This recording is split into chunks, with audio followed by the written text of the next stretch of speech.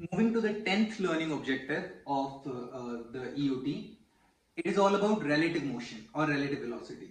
Whenever we talk about relative velocity, all we need to think of is that one object, let's say A, with respect to B. When we say with respect to B, what exactly we means that what B sees how A is moving. So that is velocity of A with respect to B, and it is given by velocity of A minus velocity of B. Don't forget the vector sign here. And when I say velocity of A and B, I mean velocity of A with respect to the ground. That means with respect to a reference on the ground. That is velocity of A minus velocity of B. Now let's come to the question or the example which is given. Airplanes move relative to the air that surrounds them. There's airplanes move relative to the air. That means the airplanes which we are talking about, they have the impact on their motion due to the air, the wind speed and everything. Suppose a pilot points his plane in the northeast direction. Northeast, that means in between north and east. So here you could say that this is the northeast. The airplane moves with a speed of 160 meter per second relative to the wind. So that means this is the velocity of the plane with respect to the wind. Velocity of the plane with respect to the wind, and the wind is blowing at 32 meter per second, and this is the velocity of the wind with respect to the ground. So it's moving at 32 meter per second in a direction from east to west. So this is east, this is west, so this is the direction of the wind. So this is east, west, north, south, and this is the direction of the wind, velocity of the wind, measured by an instrument at a fixed point on the ground. So that means this is the reference point which we are talking about. What exactly is the question? So moving further, one second.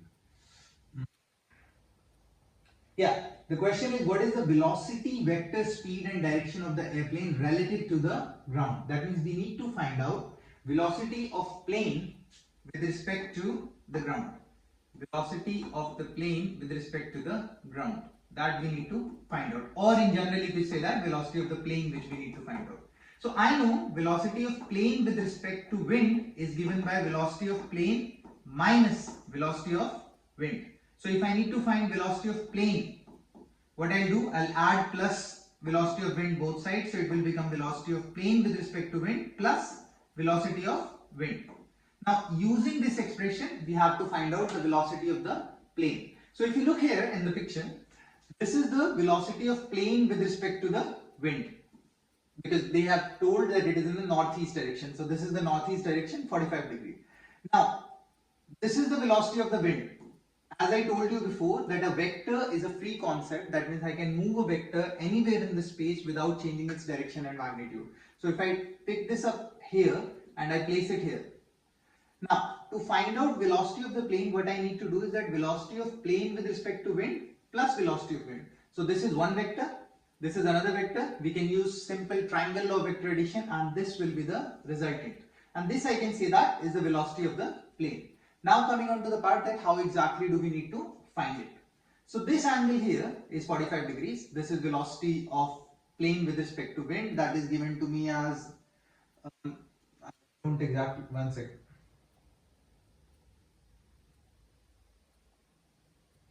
Yeah, velocity of plane with respect to wind is given as 160 meter per second, and velocity of wind is given to me as 32 meter per second. So this is 32 and this is 160 meter per second.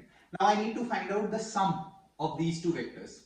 So to find out the sum of these two vectors, what we need to do is that we need to find the resultant. To find the resultant, here we have, see, I exactly don't know the angle. I know the angle here, but it would be a bit complicated to find out here. So the best way is to resolve the vectors. So if I resolve the vectors, the x component of this is going to be 160 cos 45, and the y component is going to be 160 sin 45, and the velocity of the wind is here, which is 32. So if I look at the x side of it, it comes out to be as 160 cos 45 minus 32. 160 cos 45 comes out to be, I mean, you can solve it. So it will come out to be as 160 by root 2 velocity of plane with respect to the ground, or just the velocity of plane, would come out to be the sum of these two. So this is one in the x direction, it will be 160 cos 45 minus 32 x cap, because this is more than this. So in the horizontal direction it is 160 cos 45 minus 32, and in the vertical direction it will be 160 sin 45. So plus 160 sin 45 y cap. Now you can put this in the calculator, you can put this in the calculator. If I need to find out the velocity of plane, the magnitude, what I'll do is root over this square, whatever it is, plus this square. So let's say this is A, this is B. So root over A square plus B square. I don't have the calculator, you can check those like values or the solutions here. So this is the velocity of the plane. If I need to find out the angle, I already know what is x. That is velocity of plane x, which is this minus this, and velocity of plane y. I can simply use tan theta, I will get the angle as well. That means I will get the direction for the velocity of the plane vector.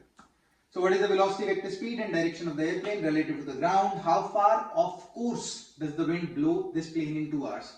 So if I know the time and I know the wind speed, I need to find out how far it takes it in that particular direction. That means if it was going here, how far it takes in this direction. So I know the velocity of the wind multiplied by time will give me the distance which it takes off course.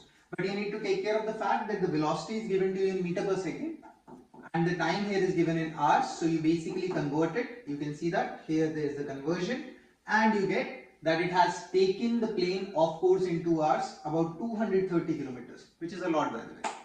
So this is how you find out the relative velocity. The basic concept is velocity of A with respect to B vectorially is velocity of A minus velocity of B, where these are with respect to the ground. And when I say velocity of A with respect to B, that means what is the velocity of A, what B is seeing. That means what is the velocity being seen by B of A. That is what we call as velocity of A with respect to B. Moving on, you can check the solution here. This is the velocity of the plane with respect to ground, this is the magnitude, and this is the angle, direction, and this is the off course distance which the wind has taken the plane. Okay, moving on the next question of the same learning objective. Let's suppose rain is falling straight down on a car as indicated by the white lines in figure 3.20. So here if you could see that, this is the rain direction. A stationary observer outside the car would be able to measure the velocities of the rain and of the moving car. Someone outside can see the velocity of the car and the velocity of the rain. However, if you're sitting inside the moving car, the outside world of the stationary observer, including street as well as the rain, moves with a relative velocity of v. Okay, so obviously if I'm in the car, I would not see the rain coming like this. I would see the rain coming at an angle. The velocity of this relative motion has to be added to all outside events as observed from inside the moving car. This motion results in a velocity vector v dash rain for the rain as observed from inside the moving car. So basically this v dash rain, what we mean by is that this is the velocity of rain with respect to the car. That means if someone is inside the car, how would they see the rain? Mathematically, this vector is a sum.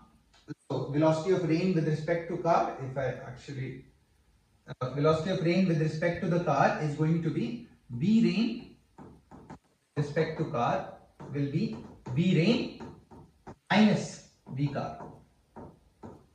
Vectorially, remember directions are very important. So this is the expression what they have given. So v dash rain is nothing but velocity of rain with respect to car, where v rain and v car are the velocity vectors of the rain and the car as observed by the stationary observer. So that means this is with respect to the ground. Now coming to the question. It is raining and there is practically no wind. While driving through the rain, you speed up. What happens to the angle of the rain relative to the horizontal? Okay, so if you look at like logically, what we are doing is, so this is the velocity of the rain in general, and this is the velocity of my car. So if I need to find out velocity of rain with respect to car, what I will do is velocity of rain minus velocity of car. Now, I can write this as velocity of rain plus minus velocity of car. Negative of a vector is in the opposite direction. So I can say that this is the minus v car. And to add these two vectors, I will get the result somewhere here. So this is the velocity of the rain with respect to the car. V rain, it's not visible there, with respect to the car. So this is where the observer in the car would see the rain coming, somewhat in this direction. Or you could say that V dash rain, as per the question. Now, if the speed increases, then obviously this vector will increase. And if this vector will increase, the resultant angle with the horizontal, they are asking relative to the horizontal, what would happen to the angle? The angle would also reduce, because the longer this vector is, the resultant is going to be longer, that means at a slightly lower angle. And that is why you could say that the new angle is smaller than the previous angle. So what happens to the angle? It decreases. That's the question. Next. You're walking on a moving walkway in an airport. The length of the walkway is 59.1 meter. If your velocity relative to the walkway is 2.35 meter per second. Okay, so there is a walkway. As you know that on the airports we have travelators where we stand and the travelator move. It's like a moving belt. So you're walking on a moving walkway in an airport. The length of the walkway is 59.1 meter. So the length of the walkway is given to me as 59.1 meter. If your velocity relative to the walkway is 2.35 meter per second. So this is the velocity of man relative to the walkway. Or I can say that this is velocity of man minus velocity of walkway with respect to the ground. Moves with a velocity of 1. And the walkway moves with a velocity of 1.77. So I know this is 1.77. This is 2.35. How long will it take you to reach the other end of the walkway? So if I actually look at V man with respect to the ground, so it will come out to be V man equal velocity of man with respect to walkway plus velocity of walkway. Because I'm taking this completely this side, so this becomes 2.35 plus 1.77 comes out to be, they must have added 4.12 meter per second. Because all is happening in the horizontal direction, so x cap. Now this is the velocity of the man. Now with this velocity, the man has to cover a distance of 59.1 meters. So this is the 59.1 meter distance. Velocity of the man is 4.212. If I need to find out this, what do I need to find out? How long? That means I need to find out the time. So time is distance over speed. Distance is 59.1 and the speed is 4.12. You will get these many seconds. It is correct, 14.3 seconds. So this is all about relative velocity or as per your EOT. All you need to remember is velocity of A with respect to B vectorially is equal to velocity of A minus velocity of B, where velocity of A and B are the velocities with respect to the ground.